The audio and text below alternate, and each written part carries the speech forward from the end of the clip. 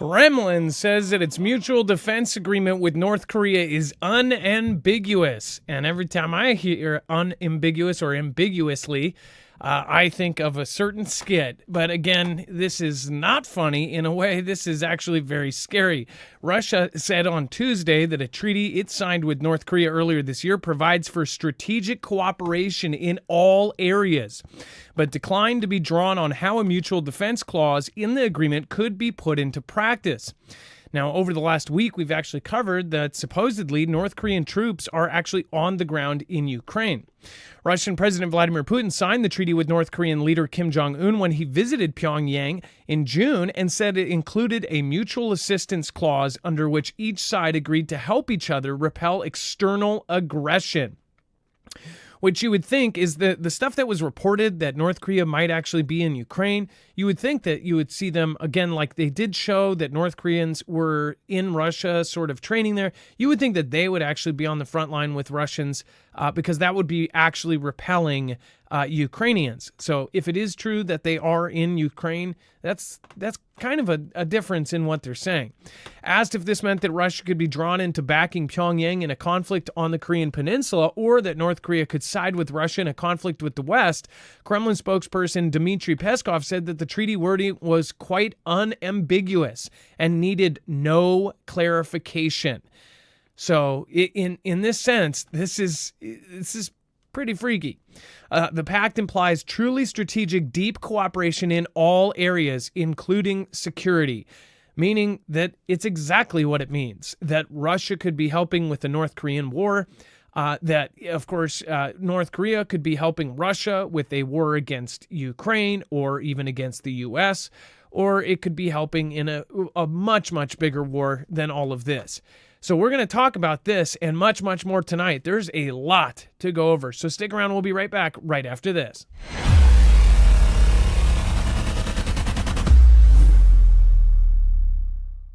Nothing in this show should be considered legal, medical, or financial advice. The views of the callers can differ considerably and do not necessarily reflect my opinion, Dex's opinion, or anyone else who works with the show. You should always do your own research and consult with professionals. The internet is full of fake news, so please take everything with a grain of salt. If you have not already, it helps us out if you end up going through any of our affiliates, and it helps you out if you end up protecting yourself against cybercrime. NordVPN is one of the best and one of the easiest to use. If you do not have a virtual private network, it protects your IP address, which is your online identity, which actually connects to your real address and everything else. It also connects to you. If you know anything about how they are data logging and basically getting your profiles down, you can prevent that by having a VPN. Nord is, again, one of the easiest. Download it. It's like an on switch and off switch. All you have to do. Go to marfooglenews.com/VPN. Not only will you get a giant discount on this, but you will also be helping us. I appreciate your support, and I appreciate everyone that goes through any of our affiliates. Can't say thank you enough.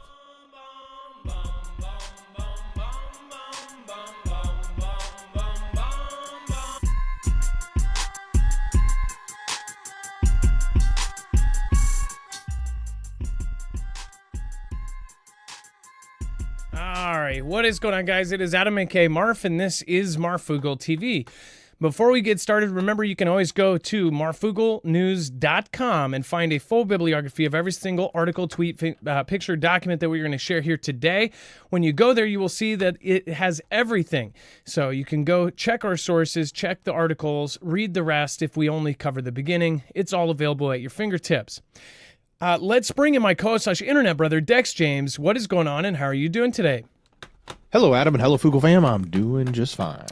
So, first of all, the unambiguous agreement here, meaning exactly what it's saying, is that this is a full cooperation. This is the just like the other agreements that we've covered lately.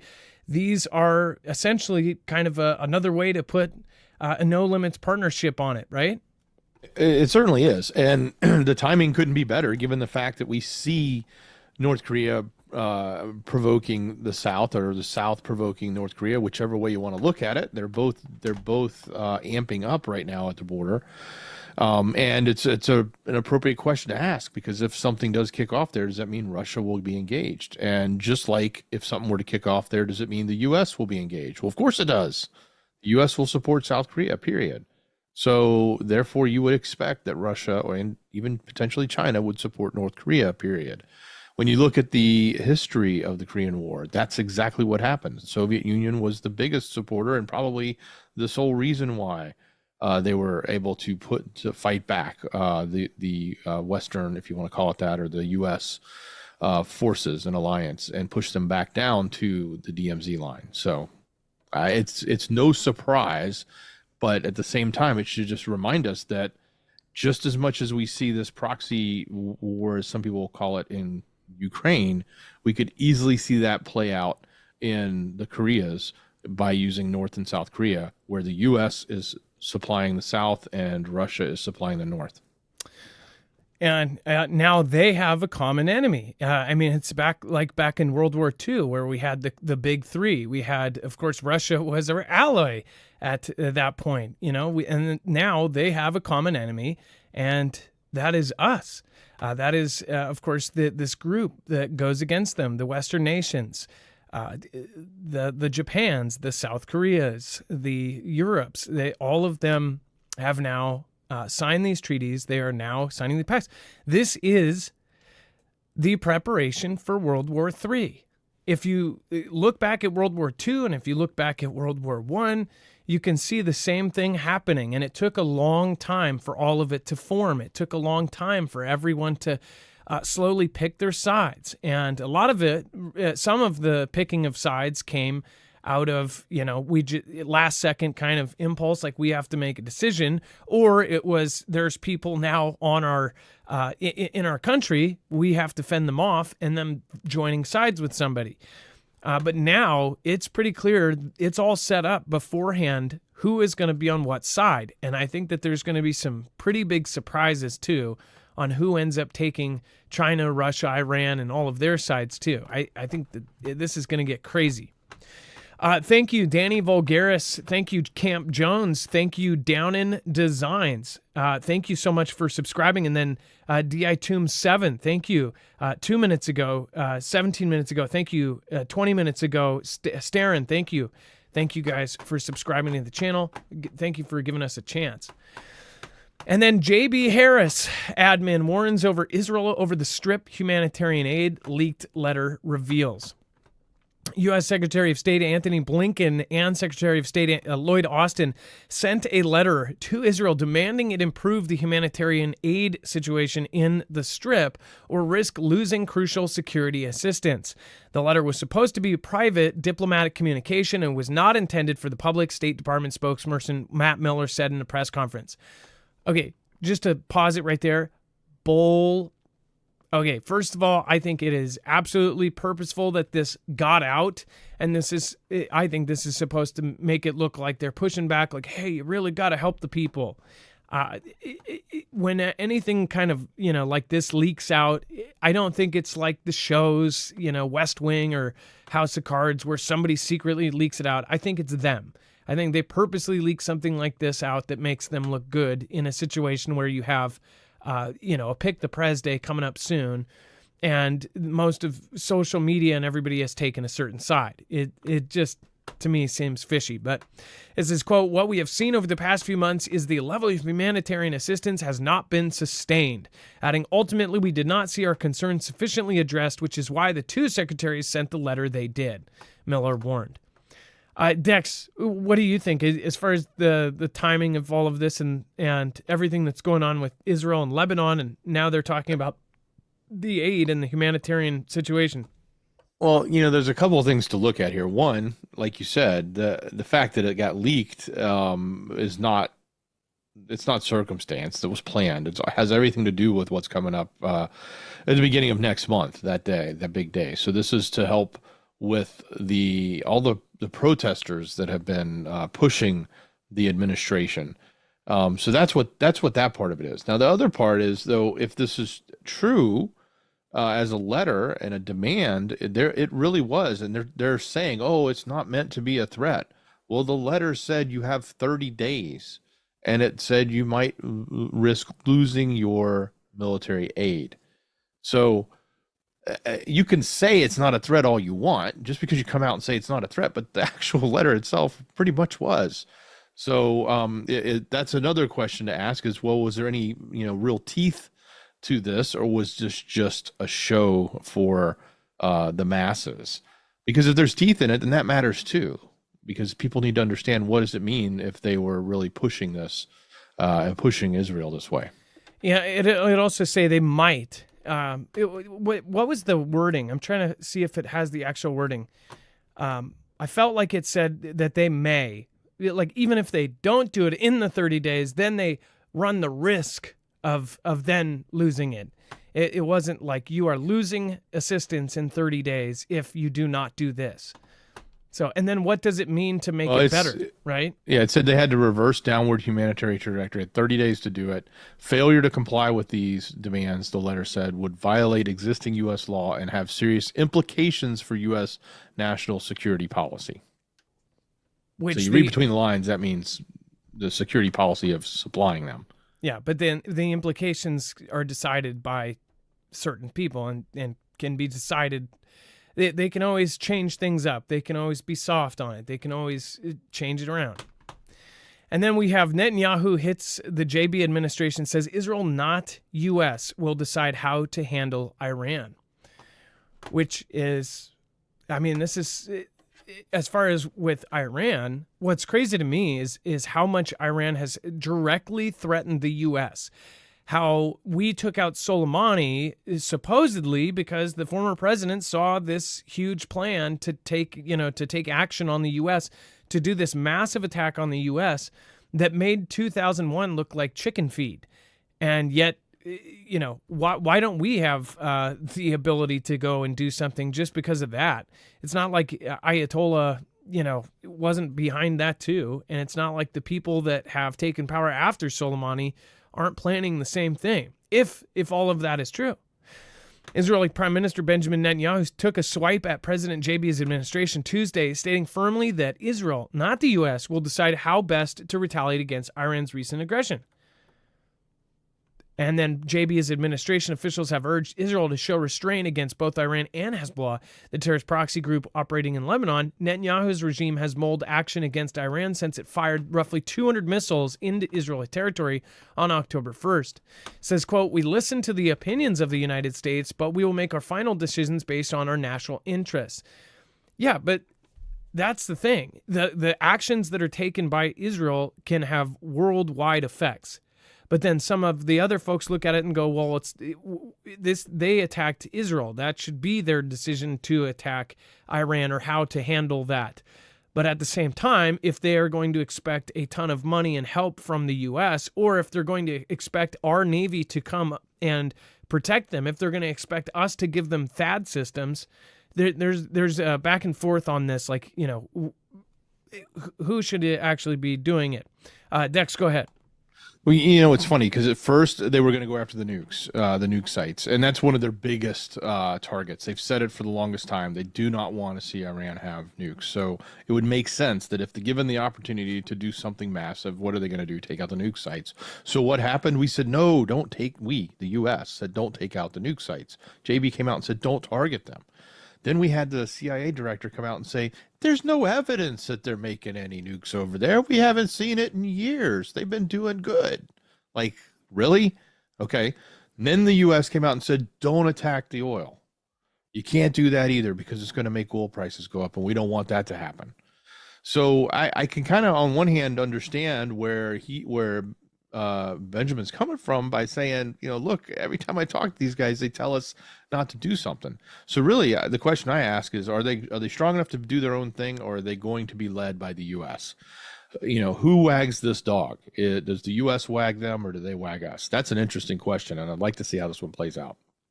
And many for years have believed that Israel is actually the one with the leash, right? That they're holding the end of it, and that the U.S. is at the end of that leash. So we'll see how this ends up playing out. But at the end of the day, now Iran, through all of this stuff that has gone down, you have countries like Turkey saying that they're going to directly step in, or that they will, and that they would even invade Israel, that they almost have to, that they must do it because of what's going on here. You have some of the largest militaries in the Middle East jumping in and putting their 2 cents in. So whatever the attack is, you also have all of the oil countries participating in this too, in a way, because you have Saudi Arabia, UAE, you have Jordan, you have all of these oil countries saying, hey, we're being threatened too. If we let you use our airspace to do any kind of attack on Iran, then Iran is going to attack our oil sites, and their oil sites will directly affect all of us. Doesn't matter if you're in New York or Australia, the gas prices, everything else. It will directly affect you, even if you don't follow this stuff. All of a sudden, you'll see a huge reaction from the oil world. And remind you that, just last year or 2 years ago, you had Saudi Arabia not even answering JB's call while rolling out the red carpet for Xi Jinping. And you've got the U.S., among other countries, all saying we're going to totally rip the world off of fossil fuels in the next few years, and we're going to go all sustainable, all electric, all wind turbine and everything else. We're going to go green. How does that work when the U.S. dollar is the petrodollar? How do you think that works without tearing everything completely down and then building it back? I think that build back better, that is absolutely stating that they're building back better after everything is torn down. Like that it's not even secret. It's just out in the open. Same with the reset. They're literally telling you what's about to happen, and people are still like, I don't know. I think that's a theory. I think you're a little cuckoo. Even though they've put it straight out in public. They do speeches. They're videotaped saying, well, we're going to have control in almost every country in the world. We're going to have people on our side that are basically doing our bidding in every country of the world.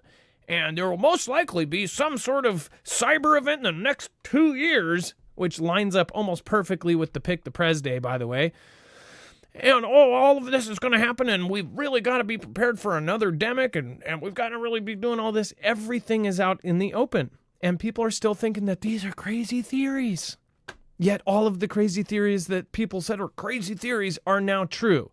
All of the things that they said were discredited or debunked are absolute fact now.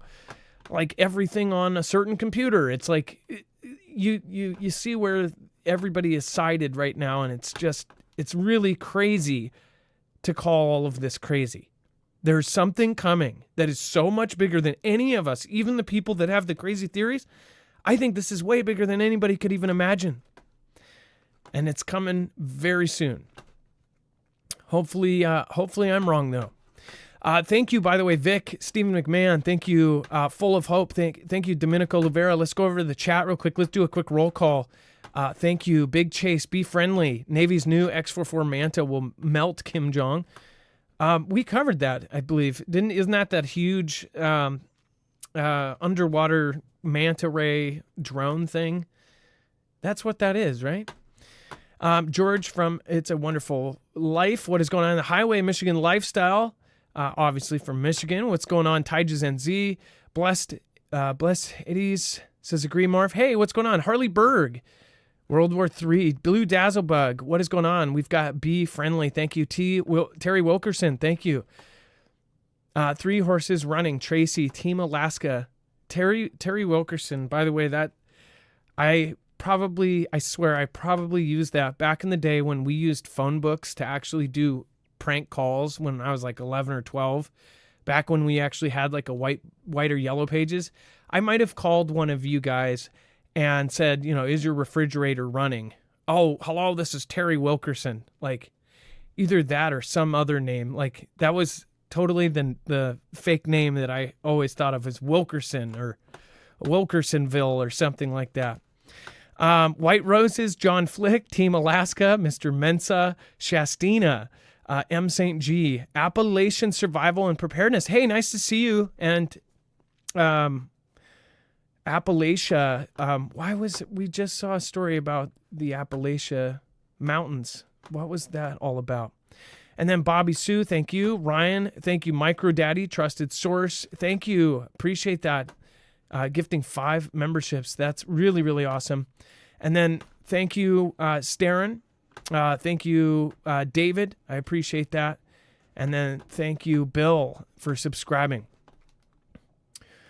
All right. And then let's see here. Russia suspected of trying to partial bomb a German aircraft. Now, this kind of looks like a Fantastic Freddy all over it.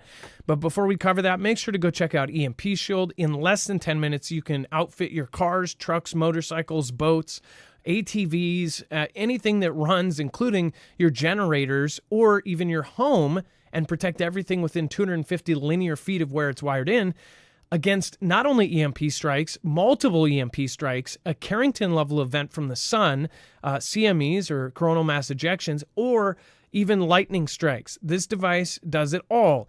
This is easy to put in. Again, you don't need a mechanic. It's red to red on your battery, black to black on your battery, green to ground, and your car will be protected. Again, marfooglenews.com/EMP. Make sure to use the code MARF, not only to help our channel, but to get $50 off per device. And that adds up, again, if you're trying to outfit 3 different cars, husband, wife, daughter, son, whatever you want to end up protecting, and your generator, this and that, you will get $50 off per device. And that stacks on top of any discount that they have going, especially now we're going into the crazy sale season. And you will help your favorite channel at the same time and get yourself protected. marfooglenews.com/EMP, code MARF. This is not going to help after the fact. You're not going to be able to order this after a disaster. You'll definitely want to get it before. All right. And then Dex, so trying to take out a German aircraft, and why this smells fishy and just the whole thing about it. The timing, everything. Yeah, so Germany narrowly avoided an aviation disaster, apparently this summer, after a suspected pro-Russian saboteurs tried to sneak a parcel boom onto the plane. So basically, a package disguised an explosive disguised as a package that was going to be transported.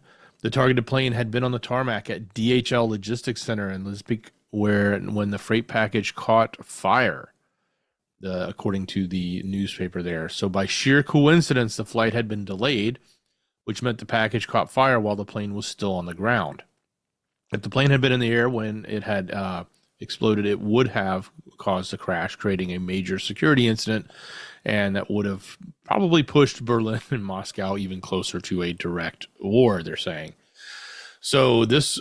they make it sound like by coincidence this didn't happen. It didn't happen the way it was planned, but they're also suggesting that this was put together by Russia and it was intentional, obviously, and that this package was made to take this plane down while in flight.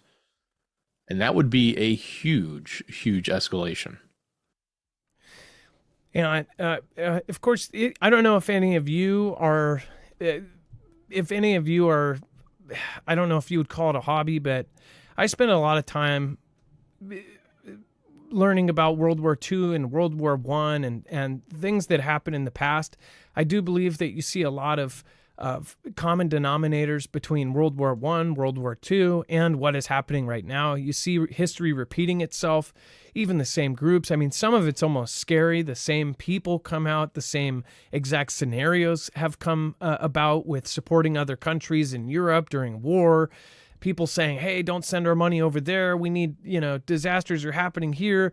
All of this happened in World War II. It's like certain things happened in World War I. You see all of these things happening. But with Germany, it's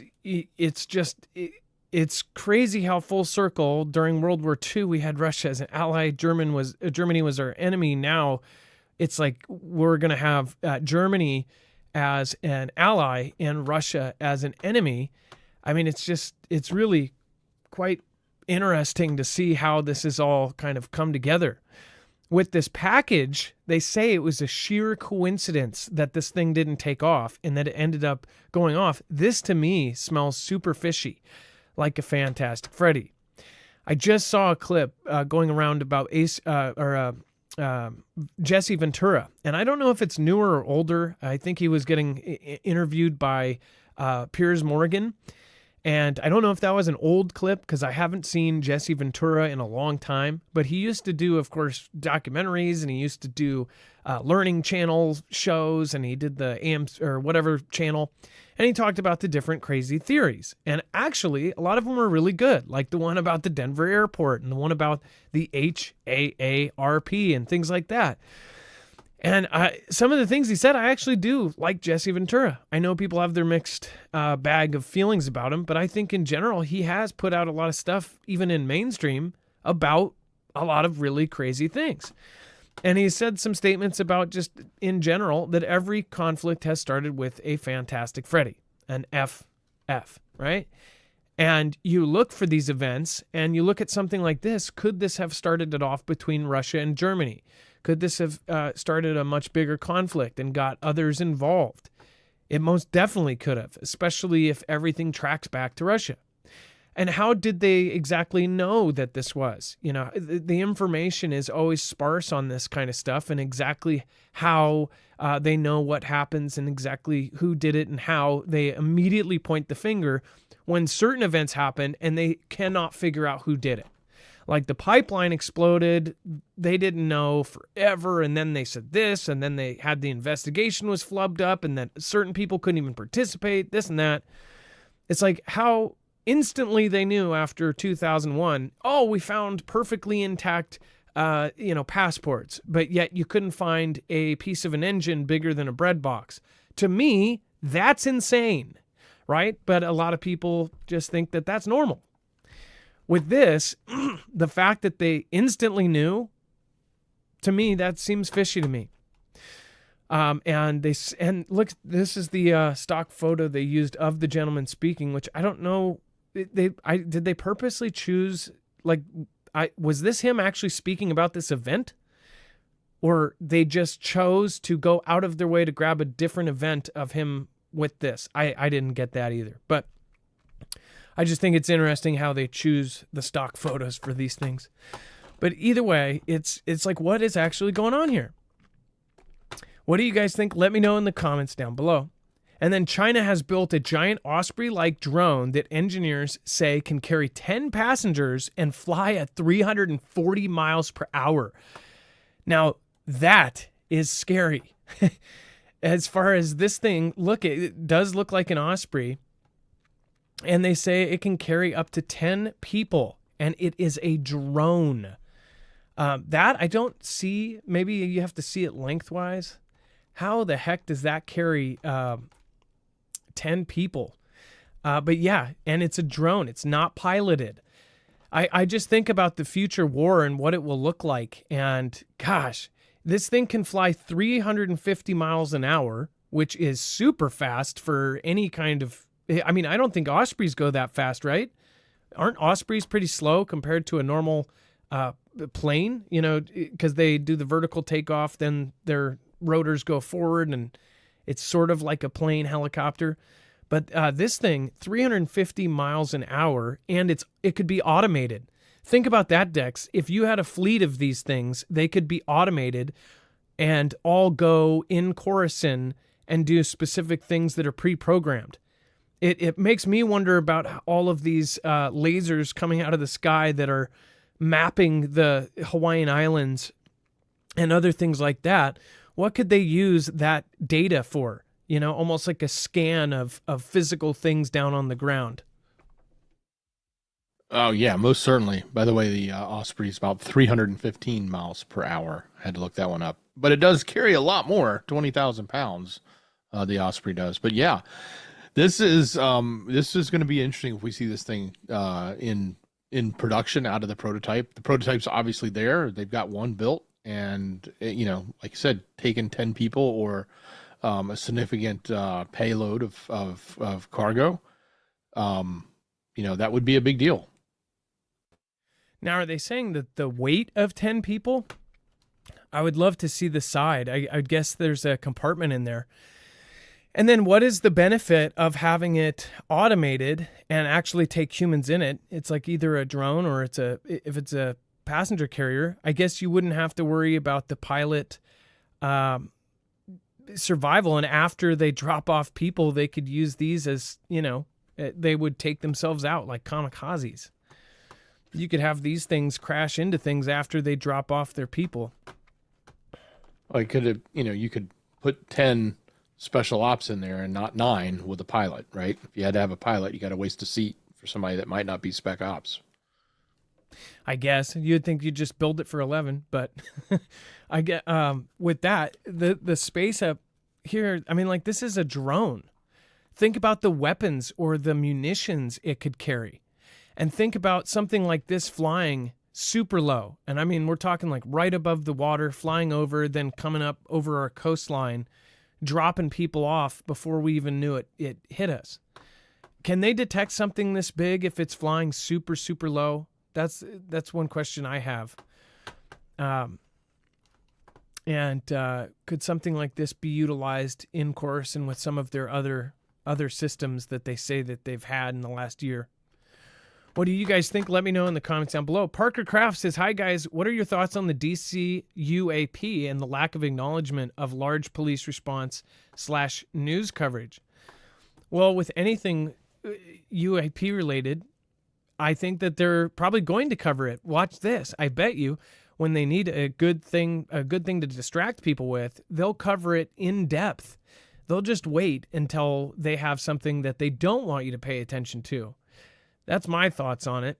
But as far as, some of the weird stuff that's been going on, the mothership, that former Pentagon official, or what was it, a Pentagon official, or was it a, do you remember? It was a senior Pentagon official, retired, that just said that he believed that there were at least 14, 15 drones that came out of a mothership. And these drone UAPs or UAPs did not respond to any of their drone jamming technology. So essentially they were built to withstand all of that. It's like, why is there not more coverage on that? That means that's a huge gap in our security. It should be talked about way more than just a couple of highlights.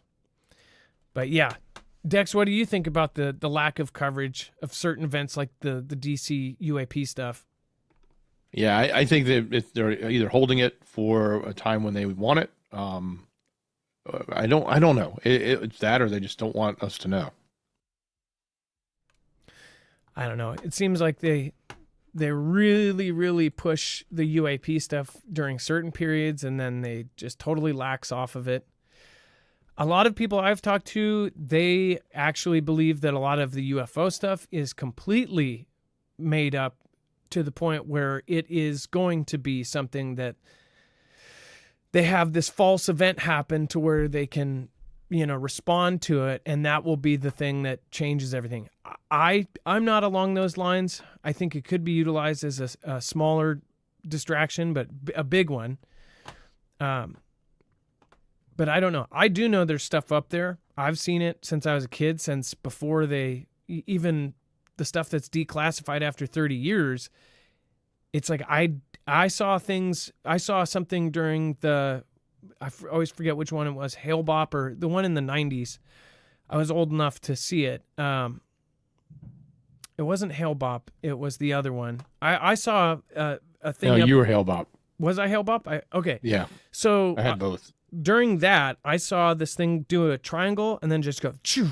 So I know for a fact that there are things, and I remember even telling my grandpa about it, and I'll go, okay. I've never seen something quite like that until I think it was the blood moon eclipse thing about 12 years ago. It wasn't the recent one, but it was the last one. Both my wife and I both saw this thing, and it flew, and it was a red dot, and then it shined a light, and it was really weird. And then there was an experience in my friend's Maple Valley house, and all of the yard lights that were solar, which were completely dead, all of a sudden just went, and all of them buzzed at the same time, which somebody then later said that could have been solar activity, that it could have been a CME, and I didn't think about that. I wasn't tracking that stuff back then. But all of the lights at once just went and buzzed bright, and so did the lights in the neighbor's RV. and all of the lights just went like a power went into the light bulbs. So I've seen some stuff that I cannot explain. So I firmly believe that there is something up there. I think things like the Oumuamua, I believe that was literally a scout. They named it Scout, and it changed speeds. It swooped by in the galaxy, went by Earth, slowed down, and then sped up on its way out. How do you explain that kind of stuff if that is truly what happened? But yeah, I don't know. I guess we'll see. With time, we'll tell. And then, Dex, do you want to talk about mystery drones fly over Langley for 17 days? Now DOD is looking to protect the aircraft.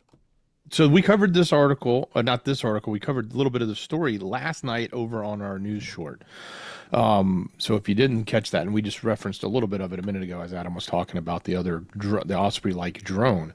So this is the update. So apparently that was the story where they said there was potentially this mothership. There's been numerous reports of these drones getting into Joint Base Langley, where the F-22 Raptors are, and et cetera. Well, now the update is they are installing, or the Air Force has put out a notice requesting netting, unmanned aerial services netting, for East Ramp metal sunshades on the base that the F-22s sit under. So they want to make sure that all the F-22s in that area are protected from these potential drones because it's happening so frequently. So that's kind of a scary thought that this continues to go on. It's not something that they were able to stop. They weren't able to detect. They weren't able to prevent. And it's still going on, and it's so bad that they want to now put up netting to protect our F-22s, which is good. I want them to protect our F-22s. Those are very expensive, and I don't think none of us want to keep footing the bill to buy more of them unnecessarily.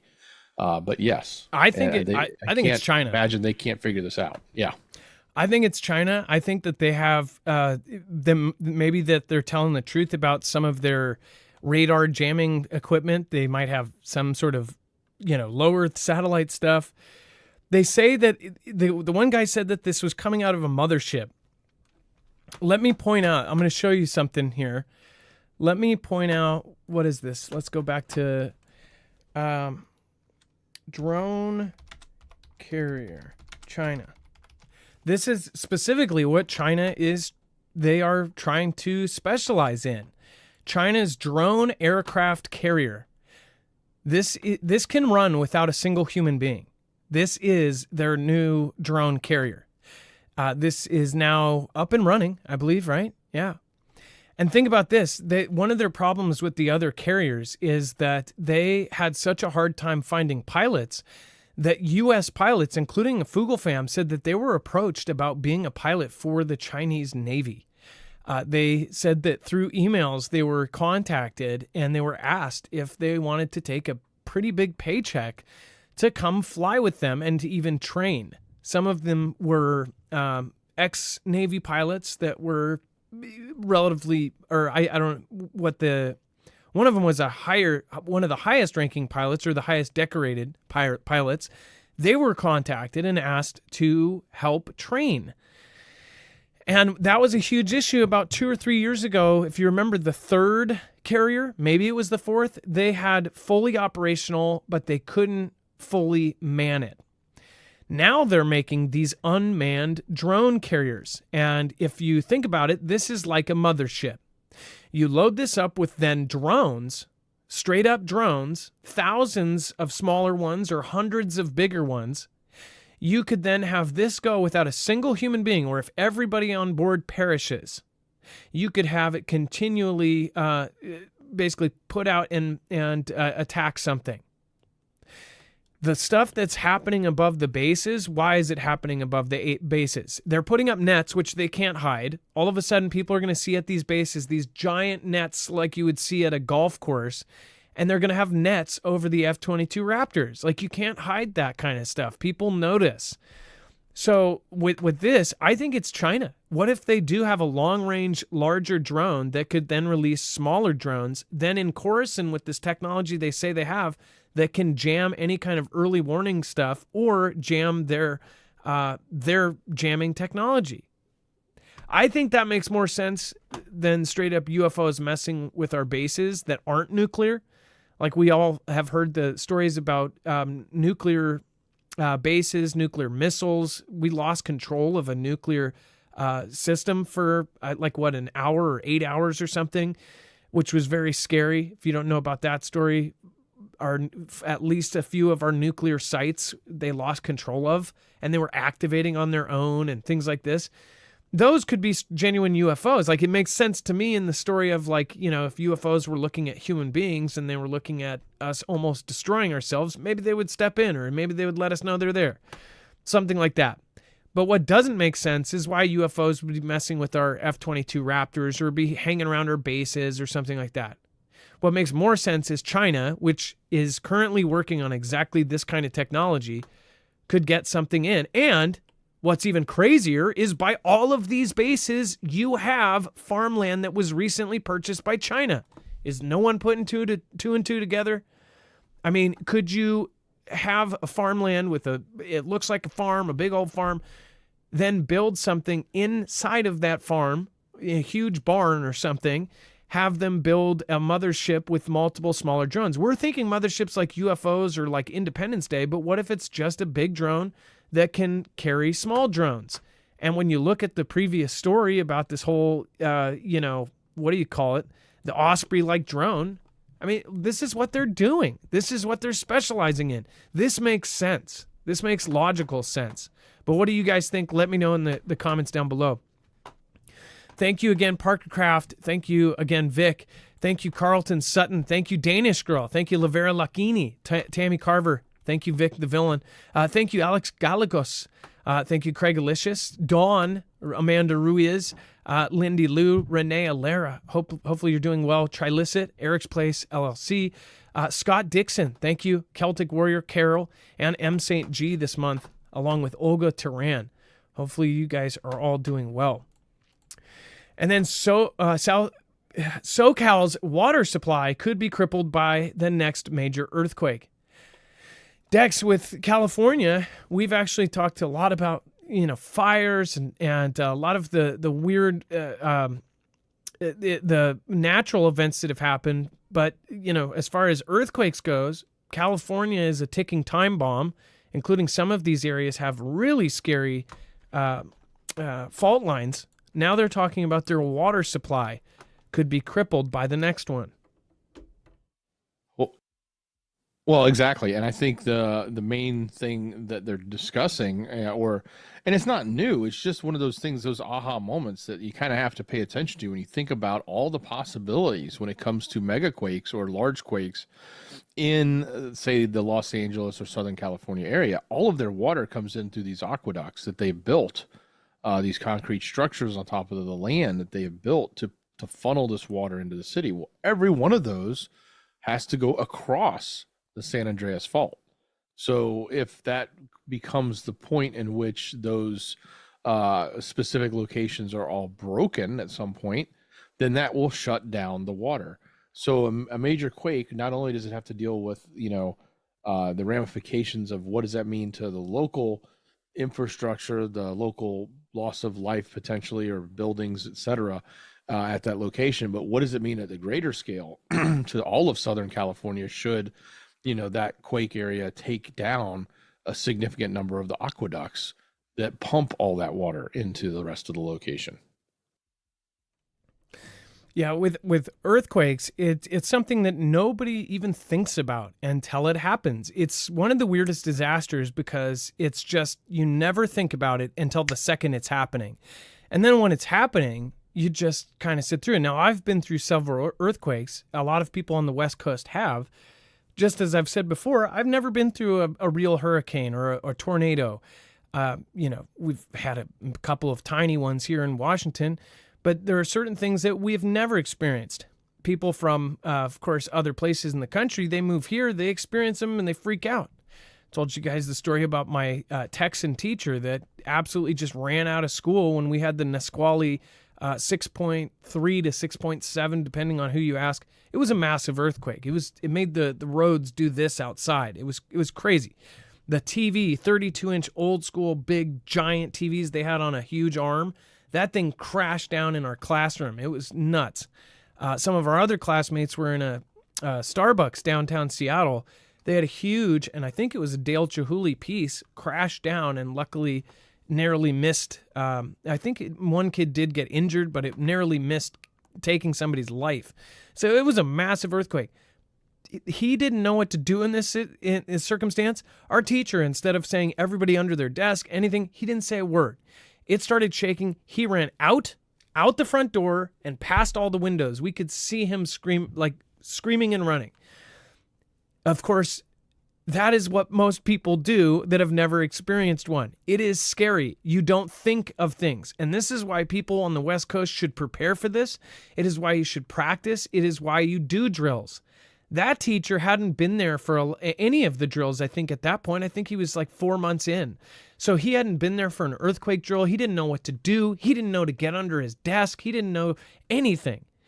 And, a lot of people would look at that and think it's shameful. But honestly, I think that a lot of people in their first big earthquake are going to do the same thing. You can't think. Meanwhile, a lot of us, I had one classmate that was crying. I was making jokes saying, ride the wave, dude. I was scared. I was scared to the point where I was cracking jokes, and that was my defensive thing, right? But at that point, it's like, if you have been through them and if you're prepared, or even if you've thought about these things happening, you'll be better off than somebody that hasn't. And the West Coast, we are looking at some of the biggest earthquakes in the world that will affect the entire United States at the very least, but could affect chunks of the world. The Cascadia subduction zone goes off, we're all going to be screwed. And I'm talking about East Coasters as well. It's going to be an earthquake that you'll be able to feel 2,000 miles away. It's going to affect all of the ports, everything on the West Coast, everything that comes in, all of that will be shut down. It could affect massive parts of our power grid. And what happens if the entire, west portion of the country, the entire grid goes down because so much has been damaged in the West Coast? So I hope that people not only prep by having water and food, but also prep just by practicing getting out. During a smaller earthquake that was epicentered right underneath us a few years ago, it felt way bigger than it would have to anybody, even a couple miles away. That one, my family and I were able to get out in like 15 seconds. Something like that, 14 or 15 seconds, because we had our stuff by the door. We had go bags in a little, it's kind of a bench thing that we sit and take our shoes off at the door. We opened that up, grabbed our bags, and we were outside in seconds. And I was still in my boxers. I did a live video of this years ago. I literally went live and said, man, there's a big earthquake that just happened. That event, because we practiced, we were out very fast. And that's what people should be doing. It doesn't matter if you're on the West Coast or East Coast, because obviously the East Coast has been having this stuff go as well. But one thing you can learn is you have to think about these things. And earthquakes are something that no one thinks about. It's almost weird that no one thinks about earthquakes until they happen, especially if you're in California or on the West Coast right now. Now, speaking of emergencies, if we somehow didn't have hospitals, or you couldn't access hospitals, you couldn't even drive down the road because the overpasses are crushed or something else. You didn't have pharmacies because of a hack, or you just don't have access to anything outside your neighborhood. Highly recommend having something like a Jace case. If you haven't seen this is a great service. It's easy to do from your phone or tablet or computer. Do a short telehealth appointment with a board-certified doctor, and you're able to get a kit that has all of the commonly prescribed antibiotics. If you don't know about antibiotics in general and where they're made, it's like 97% of the active pharmaceutical ingredients are made in China. It's like 93 to 95% of all of antibiotics are made there as well. So it's really horrible, especially if we go to any kind of war with China. This is something that is immediately going to become an issue. Antibiotics could mean the difference between a cut on your finger and a funeral. So go check it out. Jace Case is a very easy system.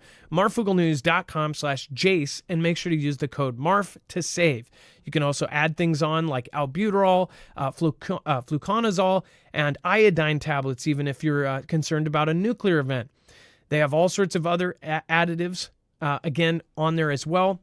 But they also have something called Jace Daily. You can actually get a 12-month extended supply of your regular meds. If you're a caregiver, or if you have a family member that has one of those 7-day pill organizers and it's got 50 things in there, this is something that you might want to think of. Because if they don't have their regular meds, are they going to be able to survive a month, 2 months, 6 months? That's where this comes in. So ask about Jace Daily and ask about Jace Case at marfooglenews.com/Jace. Affiliates like this not only help our channel, but it helps you get prepared. And again, if nobody likes ads. Nobody likes any ad. Doesn't matter who they are or what ad it is. But if you do understand how this economy works with the creators that are making this stuff, we, because of the stuff we're covering, not treated equally. So make sure to go check out stuff like this. And not only for us, but any other creator that you like, go support them in other ways. Share their stuff out. Make sure to bring in new people because, again, it's a huge help that we can't say thank you enough for. All right, and then South Korea conducts a retaliatory fire after North Korea blows up border roads. So huge explosions went off. They talked about how they separated not only their trains and railways from North Korea to South Korea, but they blew up roads. And I have not seen anything about. There's 2 major bridges that I thought I heard there were X posts and Telegram posts about them even taking out a couple bridges, but that was unconfirmed as of last night. But they did most definitely blow up some roads, right? And they blew up railways that would normally connect. Now, there's always the DMZ, but they had these roads that went through the DMZ that connected the two. Separating your country in this kind of way and separating it to that point, that says something. That says they are doing it either defensively or offensively right before a conflict. That's what it says to me. Dex, as far as them blowing up these roads, this is a really, really important update. But do you want to expand on as far as North Korea and South Korea? And now they're shooting warning shots. Yeah, this escalation is ramping up daily. Look, it started with the clearing of the brush so that they could have better defensive lines and see into the DMZ. Then they spent time laying and replacing or putting in more landmines. They being the North Koreans, even lost members of their military because they got taken out by the landmines that were there. They spent months laying landmines. They were removing lights. They were dismantling buildings all along these areas, and these are critical areas that connect the two countries. And now they have just recently, they are blaming the South on sending drones that went into Pyongyang, right into the capital, and dropped leaflets everywhere. So that is the latest provocation, causing them to further escalate by actually destroying these roads that connect the two, as well as arming the border guards there, and having the missile defense systems readied at a greater level. So they're actually ready to fire right now. Now, the South was firing warning shots over, and that was, I don't know if it was over, but they were firing warning shots at the location where the explosions were. So that's the extent of the escalation at this point. But it seems like every day we report on this, it's something new, and it's getting hotter and hotter. And as I have thought, and it's just my theory, that North Korea will end up being the trigger to a bigger weapon that's going to fire off World War III. And that theory keeps getting, cemented in with all of these side events that keep happening. Team Alaska, please listen to Adam and Dex. It is time. Team Alaska, hey, thank you. And I hope that people do listen, but I also hope that people end up really, really trying to get their friends and family to listen too. Not to us, but just in general, to get prepped, to get ready for any kind of event. And then Parker Craft, thank you again. Scott Dixon, I'm also doing well here in the Bay Area. Scott Dixon, it says, it's time. 5 words for the West Coast. prep, save, and always have a contingency plan. Well, as far as the West Coast and the East Coast has had some weird seismic stuff going on too. Not to mention they have all of the threats, the FBI and DHS, these warnings. I don't know what's going to happen or who's really behind it, but I'd really, really, really pay attention in the next 3 or 4 weeks. So, and then Stephen McMahon, hopefully you're doing well if you're at work. And then thank your mods by dropping an M in the chat. Not only that, you can actually go and subscribe. Go over to marfooglenews.com/friends. You got lots of great creators from my Leah, Trinity, Wages World, covering just another 1,000 to the subscriber list. That's awesome, Wages. He deserves way more. He's always helping people in the community. He is on top of all of this solar event. Wages is doing a great job. Trinity is covering all sorts of super interesting topics. She really dives deep into so many crazy, crazy things. And then we actually have, speaking of creators, we have a couple really cool things that were sent in by Foogle Fam, which I'm going to show you a video of a comet type thing. We have a picture of a comet, but then we also have a picture of something coming in. So let me pull this up here. Dex, go ahead. I just had some breaking news from Mr. Dragon in chat, and I just found it. This happened maybe 15, 20 minutes ago, or actually, no, it would have been at 3:30 p.m. your time there in Washington, but it's just now being reported. There was a naval aircraft that went down near Rainier. It's a Navy EA-18G Growler, which is a version of an F-18 Hornet. Oh, that's... They're doing... They said it was on a routine test training flight, but it went down, and that's the extent of it. There's not a lot of info because it's so early. So we'll probably have more information tomorrow if there's more to report, if anything comes out quickly about that, as far as if they are able to rescue or find the pilot. So, again, can we attach that to our website as well? Yeah, we'll add that on. And then, so I sent you these. I can look at my email real quick. I feel like it was Scott. Who was it? Richard or who is the person who sent us the photos, and then who sent us the videos? Do you have that? I can check my email here.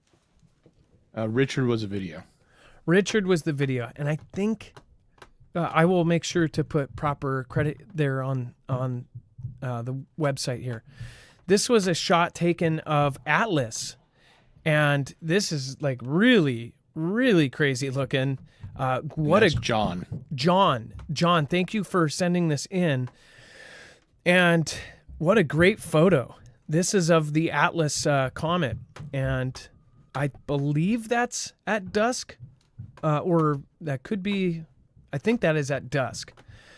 But what a really, really cool photo of that comet. And then we have another one here. Let me see here. Let's go to the next one. This is another one at dusk. And you can see, what the heck? And then check this out. This is even crazier. There's a video of this thing breaking up, and I believe this is an exclusive. Look at this thing. I don't remember him attaching much of a backstory. Look at that. And then all of a sudden you see other things trailing off. So something breaking apart in the atmosphere, whether it be a meteor or something else. Who knows? It could be. They heard loud roaring, and smaller fragments moved faster in different directions once they broke off from the bigger sections. So they heard this. They heard this. So this was probably something coming into our atmosphere, like a meteor or fireball type thing.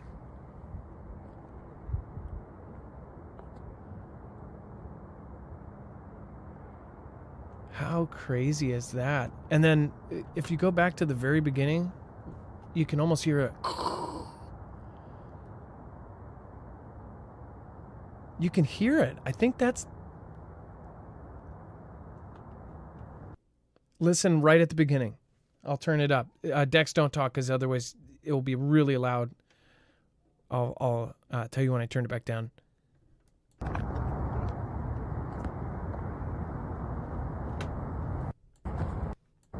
the heck?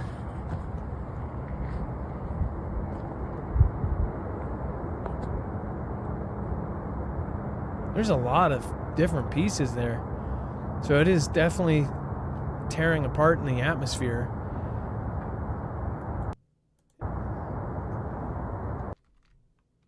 Let me see here.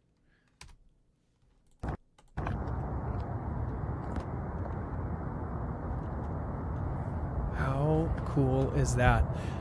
I've seen something What the heck? it was scarier than that. I saw something smaller than this in a Walmart parking lot. I saw something bigger than this on Thanksgiving morning, 2005 or something. 2004, I don't remember which year it was, but it was so freaky. They said it was space trash on local news. But it was so big, my sister thought that the world was going to end. And it looked like it was going to hit over the horizon, and I guess it just kept going, and it never made landfall. But it looked like, if you see one of these in person, it's colorful. There's red, blue, pink, every color. And who knows, maybe that might be because it is space trash, or it's metal, or it's different metals burning up. But yeah, you never truly know what the heck it is. So great video. Thank you, John, and thank you, Richard, for sending those in. If you want to send in your videos, if you cite something like this, go to marfooglenews.com/playmyvideos. If you're always out there taking videos, then send it to us. We'll show it on our show and get it seen. Thank you, Dex, for your service tonight. I appreciate you. Much love. Great, brother. I forgot about that. That was my fault. And then thank you so much to the mods. Make sure to drop an M in the chat right now. Sorry, you guys, for anybody wearing earphones. Love ya. Be safe. Be prepared. And Marf out. It is now time for the shoutro. It's not an outro. It's not a shout out. It's a shoutro.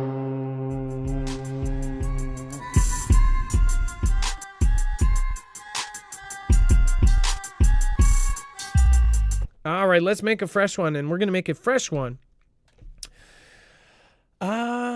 Thank you, Kimbria. Thank you, Laura Griffith. Thank you, Scott Dixon. Thank you, Team Alaska. Scott Dixon, I believe you are a top supporter. Close second and third would be Parker Craft and Vic. So thank you, guys.